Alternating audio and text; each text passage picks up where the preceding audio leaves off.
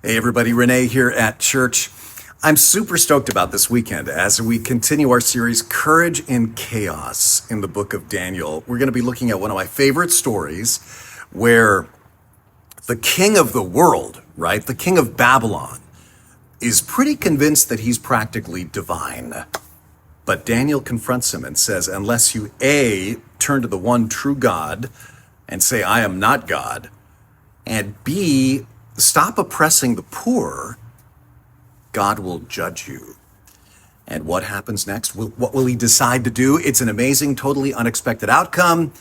And I guess you'll just have to come this weekend to find out what happens. But I want to go back to what God told the king. Acknowledge there is a God and you are not it, and be kind to the poor.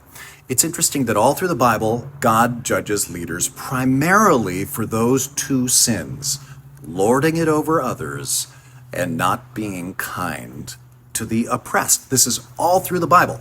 Do not be a ruthless ruler and be kind to the downtrodden. It goes all the way to Jesus. Jesus says this toward the end of his ministry, Mark chapter 10, verse 42. Jesus says to his disciples, listen, guys, you know that those who are considered rulers of the Gentiles lord it over them, but not so with you. Kind of like, I know that's all you see. I know that's how you think the world works. But whoever would be great among you must be a servant. That is the Jesus strategy. Sometimes I think we actually don't believe that's true. We don't believe Jesus. We believe that by being a servant, we'll just become a doormat and the devil will win. So instead we grab for domination rather than humble service.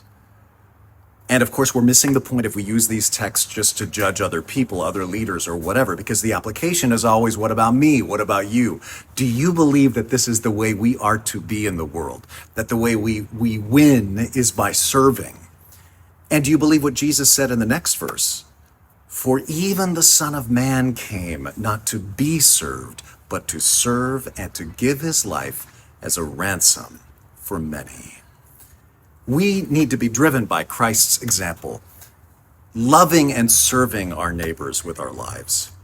The gospel witness of the church gains a hearing when we do that. And that's why that's our vision at TLC, to be like an army of servants, to be a peaceful alternatives to our hyper-aggressive culture. And that's why we emphasize things like our acts of kindness this month. More info at tlc.org/AOK if you need ideas. On that site, it says we've got building projects. We're assembling like gift bags for teachers, hygiene bags for the unhoused. And there's the project my wife is coordinating, which is called Stuff the Truck.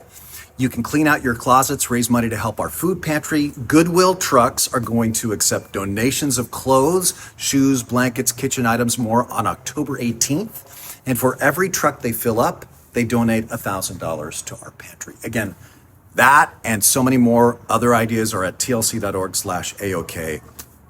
But let's be people like that, like Jesus, not like King Nebuchadnezzar.